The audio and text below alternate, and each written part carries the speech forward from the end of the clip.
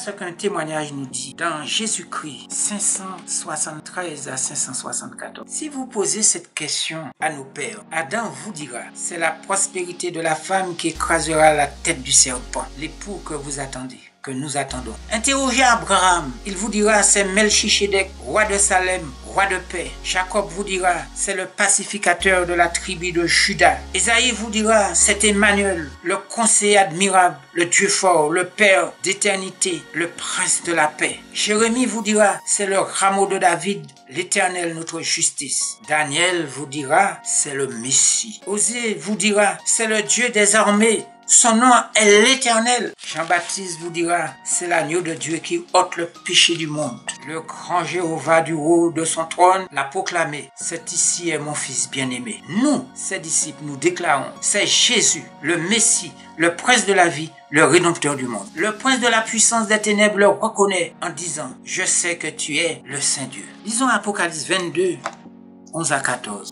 Que celui qui est injuste soit encore injuste. Que celui qui est souillé se souille encore, et que le juste pratique encore la justice, et que celui qui est saint se sanctifie encore. La question que nous devons poser ce matin, aujourd'hui, sommes-nous justes ou injustes? Individuellement, suis-je juste ou injuste? Sommes-nous souillés, notre corps, nos pensées? Est-ce que mon corps n'est pas souillé? Est-ce que je n'ai pas en moi des pensées souillées qui me suivent tout au long de ma vie? Est-ce que je ne suis pas dans la fornication, dans l'adultère, dans le vol, le mensonge et l'hypocrisie? Que celui qui est souillé se souille encore. Est-ce que je ne suis pas dans la mode et que le juste pratique encore la justice et que celui qui est saint se sanctifie encore? Voici, verset 12. Voici, je viens bientôt et ma rétribution est avec moi pour rendre à chacun selon qui est son œuvre. Et la question que nous devons se poser, quelle est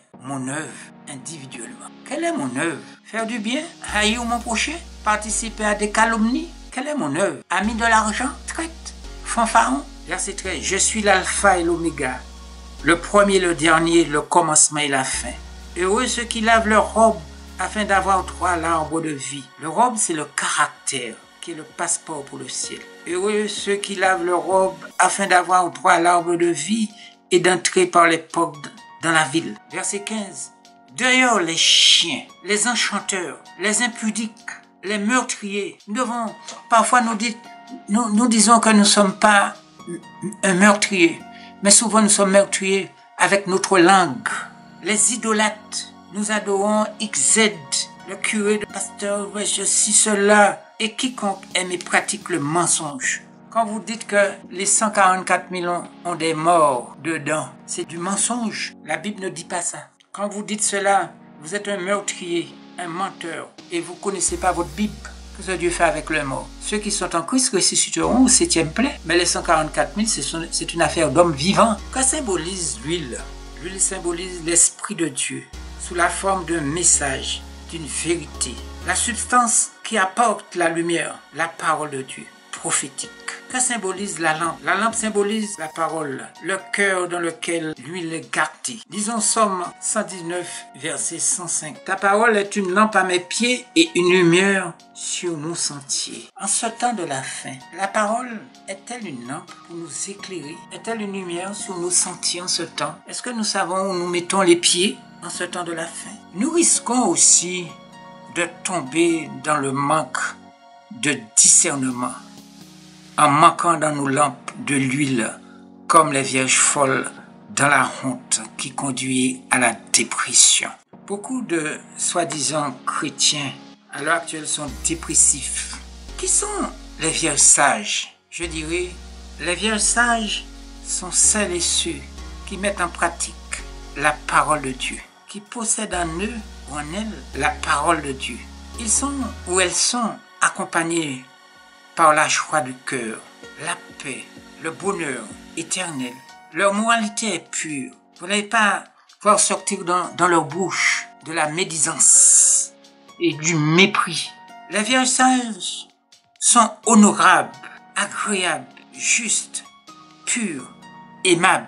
Elles reçurent l'approbation de l'époux, c'est-à-dire la grâce, le sceau de Dieu. Nous sommes au temps du scellement. Le scellement a déjà commencé, le savez-vous?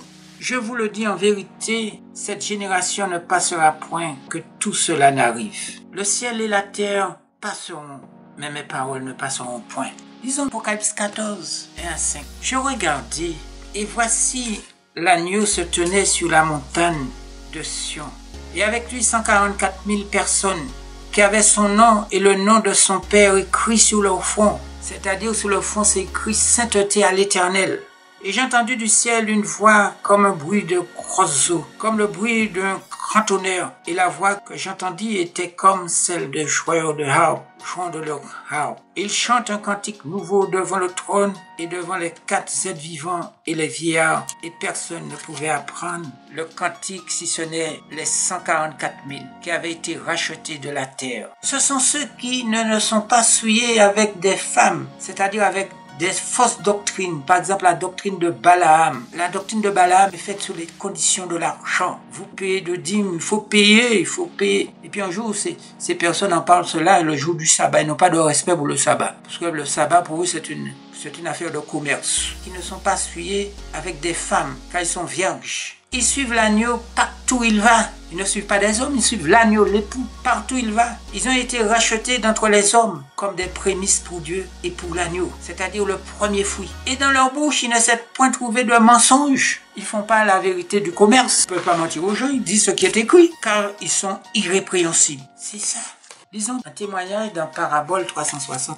Dit ceci. Mais ce qui s'est produit dans la parabole arrive aussi maintenant. Un de les survient et met à l'épreuve la foi de chacun. Quand retentit le cri, voici l'époux, allez à sa rencontre. Beaucoup ne sont pas prêts, ils n'ont pas d'huile dans leur vase pour alimenter leur lampe. Ils sont dépourvus du Saint-Esprit. Si vous avez le Saint-Esprit, vous saurez qu'il faut éviter de l'alimentation dépravée. Il faut éviter de consommer d'alimentation malsaine.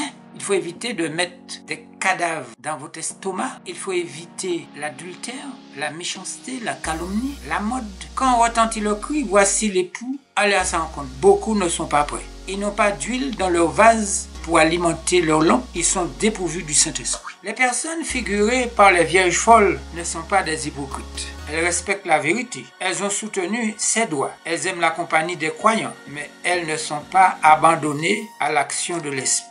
Voilà le problème. Elles n'ont pas brisé leur nature sur le rocher, la vieille nature que nous avons, c'est-à-dire le rocher qui est Jésus-Christ. Elles sont également représentées par le terrain pierreux. Ceux qui symbolisent les vierges folles se sont contentés d'une expérience superficielle et n'ont pas connu Dieu véritablement. Au lieu de suivre l'agneau, ils suivent les hommes. Vous suivez les hommes, pasteur ainsi, pasteur ceci, là. Ils ne sont pas appliqués à sonder son caractère. Ils n'ont pas entretenu de communion avec le Seigneur. Voilà pourquoi ils ne savent comment faire pour croire et pour vivre leur foi. Leur culte n'est plus qu'un tissu de rites formalistes. Vous savez pas que le jour du sabbat, on n'a pas le droit de ruiner des gens et ramasser de l'argent le jour du sabbat et de parler de l'argent. J'ai vu sur YouTube qu'on a un futur ancien, je sais pas quoi. Vous savez pas, le jour du sabbat, le sabbat appartient à Dieu. On ne doit pas faire ce genre de commerce. Vous le savez, vous devez le savoir. Ce sont ceux, page 361, ce sont ceux qui en ce temps de crise diront paix et sûreté, se laissant bercer par une fausse sécurité oubliée du danger qui les guette. Nous sommes en plein danger. Réveillés de leur léthargie spirituelle, ils verront l'étendue de leur misère et demanderont aide à leurs frères. Mais dans le domaine de la foi, nul ne peut combler les déficiences des autres, surtout à l'heure actuelle. Si vous êtes en retard dans la prophétie, vous êtes en retard dans la réforme sanitaire, vous êtes en retard dans la réforme vestimentaire, vous avez des mauvaises habitudes en vous qui est ancré, ça s'appelle socio-culturel. Vous avez ça pour retirer ça à l'heure actuelle. La grâce de Dieu a été librement offerte à chaque homme. Le message évangélique a été proclamé. Que celui qui a soif vienne, que celui qui veut prendre de l'eau de la vie gratuitement. Le caractère ne se transmet pas. Personne ne peut avoir la foi pour un autre, ni recevoir l'esprit pour un autre. Comme le caractère est le résultat de l'action de l'esprit, il est incommunicable. S'il y avait dans le pays Noré, Daniel et Job, je suis vivant, dit le Seigneur, l'Éternel, il ne sauverait ni fils ni fille, mais il sauverait leur âme par leur justice. Mais écoutez bien ceci. toujours à la page 361. Le même livre. Le caractère se révèle dans les heures cruciales. C'est à ce moment-là, avec ce test de vaccination-là, le caractère se révèle dans les heures cruciales. À ce moment, on va vous couper l'argent pour ceux qui ne travaillent pas. Le caractère se révèle dans les heures cruciales. Quand à minuit, le cri se fit entendre, « Voici l'époux, allez à sa rencontre !» Et que les vierges furent tirées de leur sommeil, on vit alors lesquelles s'étaient préparées. Toutes furent prises à l'improviste. Mais les unes étaient en mesure de faire face à toute éventualité, tandis que les autres n'avaient rien prévu. Aujourd'hui également, une catastrophe soudaine et inattendue, mettant l'âme face à face avec la mort, montrera si notre foi dans les promesses divines est réelle ou non, si notre âme est soutenue ou non par l'Esprit de Dieu. Vous savez, la prophétie ne sauve pas. La prophétie nous indique le temps que nous vivons, le chemin que nous devons emprunter, que nous devons être prudents, mais c'est l'amour qui sauve. Aujourd'hui également, une catastrophe soudaine et inattendue, mettant l'âme face à face avec la mort, montrera si notre foi dans les promesses divines est réellement ou non, si notre âme est soutenue ou non par l'Esprit de Dieu. Le grand test aura lieu à la fin des temps de grâce. Nous sommes à la fin de temps de grâce et le grand test est arrivé. Au moment où il sera trop tard pour se préparer et subvenir à ses besoins spirituels. Le grand test aura lieu à la fin des temps de grâce, au moment où il sera trop tard pour se préparer et subvenir à ses besoins spirituels. C'est-à-dire que vous êtes en train de multiplier de vices cachés. Vous soutenez du vice caché. Vous jouez avec. C'est de la comédie humaine.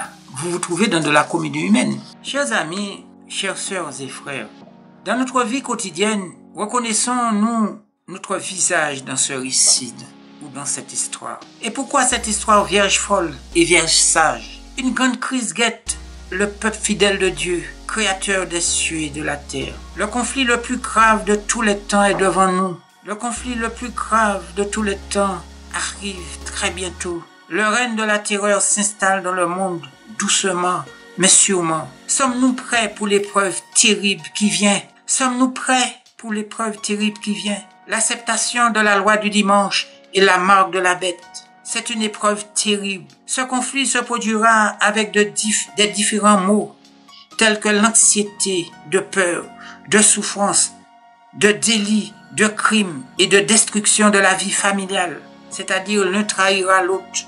Le père trahira le fils, la mère, la belle-mère, tous, la fille, l'une et l'autre se trahiront. Le peuple fidèle de Dieu sera persécuté, ridiculisé par la haine, en prison, condamné à mort. Les enfants fidèles de Dieu perdront leur emploi, leur foyer et courront de gauche à droite devant des insensés poussés par des démons. Beaucoup de sectes, méfiez-vous, beaucoup de sectes à l'heure actuelle. Il y a plus de 7000 religions et des sectes sont poussées par des démons.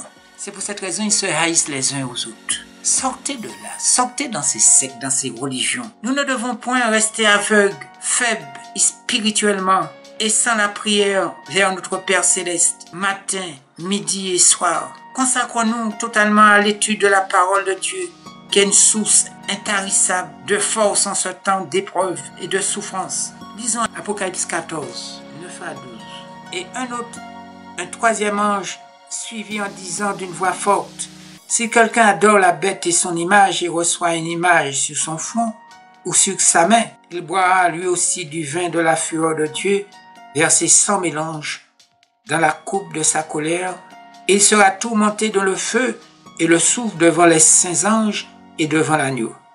Et la fumée de leur tourment monte au siècle des siècles, et ils n'ont de repos ni jour ni nuit, ceux qui adorent la bête et son image, et quiconque reçoit la marque de son nom.